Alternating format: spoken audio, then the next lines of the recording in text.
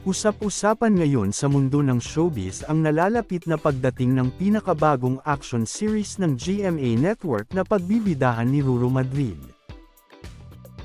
Ayon sa mga bali-balita, ito na raw ang seryeng may kakayahang makipagsabayan at posibleng tumapat sa matagal nang namamayagpag na mga action drama ni Coco Martin. Ang nasabing proyekto ay pinamagatang Hari ng Tondo, isang engranding primetime action series na puspusan ng pinaghahandaan ng GMA at inaasahang mapapanood ngayong taon.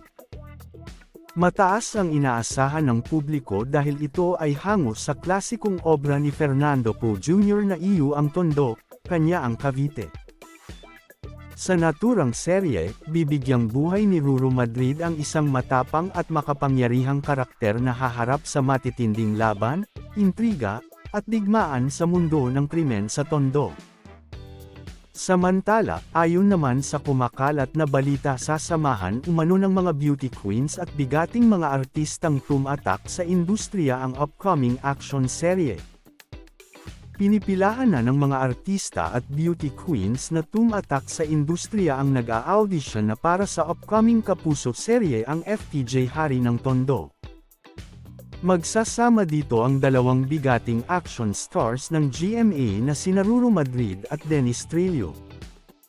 May mga nakapasa na umano sa mga serye ng auditions at sumasailalim na sa masusing training at workshops ang unang batch ng cast.